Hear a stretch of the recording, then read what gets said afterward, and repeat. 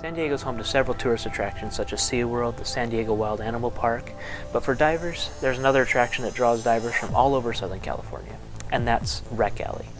In Mission Bay, there are several wrecks that really have an epic feel to them. Today, we're diving the Ruby E.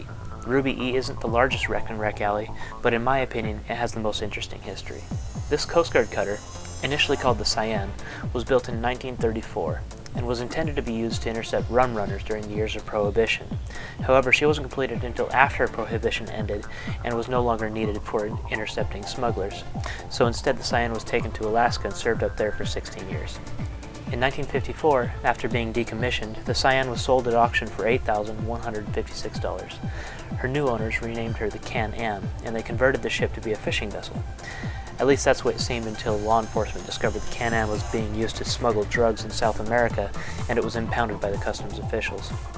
After being impounded, the Can-Am was sold again, and was renamed the Ruby E by her new owners. This time around, the Ruby E was outfitted as a salvage vessel, but unfortunately the new owners couldn't pay the bills and the ship was repossessed by the bank. It sat in San Diego Harbor until it was purchased again with the intention of stripping the ship apart and selling it for scrap. The new owners were approached by a local San Diego diver named Al Brutton, and he managed to convince them to donate the ship to the developing dive attraction Rec Alley. They agreed, and the wreck was cleaned and prepared to be diver safe by cutting holes in the ship's hull to allow escape from some of the deeper compartments, and doors were removed and welded open. On July 18, 1989, the Ruby E was towed to the location of her new resting place, and holes in the hull were opened to allow the ship to sink, and people were gathered around waiting for the ship to sink, but it never did, because there were secret compartments in the ship that were used for smuggling drugs that kept the ship afloat. So pumps were brought out to flood the ship, and eventually it sank, landing upright in approximately 85 to 90 feet of water. Now, history is one of the biggest attractions that many people have to wreck diving. As a diver, typically we spend most of our time observing natural environments such as kelp forests, coral reefs, along with the many different forms of life that live there. Wreck diving provides a different experience by allowing us to explore a man-made structure that is familiar to us. For me, when I look down and I see something that I recognize, such as a ladder or boat propeller, it gives me chills. Knowing the history behind the wreck just adds to the enjoyment of what you're experiencing. The wrecks in Rec Alley were all put there intentionally to allow divers the opportunity to dive larger wrecks in a safer manner than they normally would be able to, in addition to providing living space for all these different animals. But in many parts of the world, there are wrecks that are true wrecks that found a home on the bottom of the ocean unintentionally.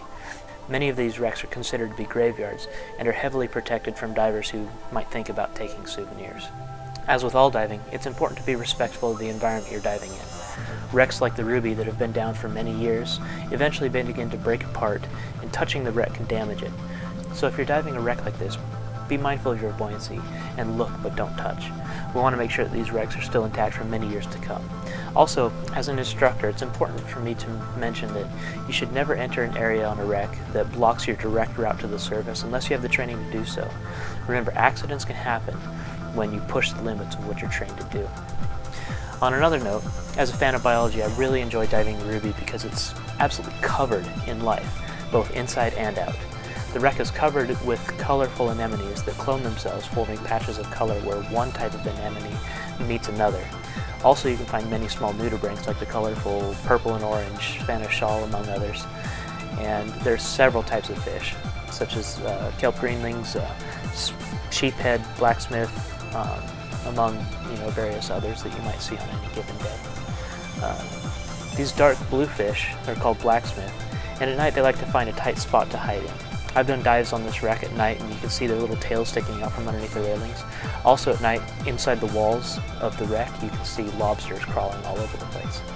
So I hope you enjoyed sharing this dive with me, and I hope that this video will inspire you to get certified and head down and check out Rec Alley for yourself. It's an amazing experience.